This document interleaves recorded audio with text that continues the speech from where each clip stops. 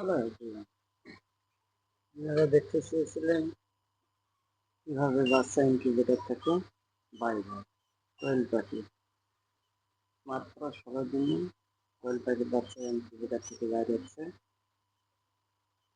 Automatic. এটা এই খাঁচার ভিতরে আছে, এখান থেকে অটোমেটিক বাচ্চা থেকে নিচে বাইরে হচ্ছে। এটা কোনো মেশিন দিতে হবে না বা কোনো কিছুই করতে হবে না।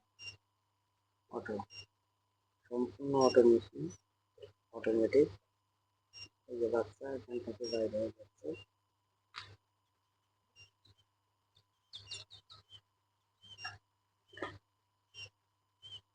এই বাচ্চাগুলো আজকে বাইর করবেন ইনকিউবেটর থেকে, এখানেই থাকবে ইনশাল্লাহ।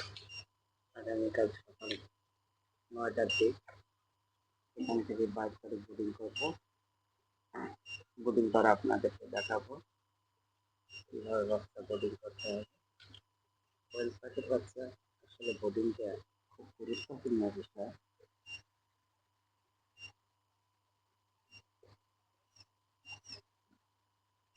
ব্রিডিংটা যদি কম বেশি করি বা ব্রিডিংয়ের কোনো সমস্যা হয় তাহলে কিন্তু কোয়েল পাখির বাচ্চা মারা যেতে পারে।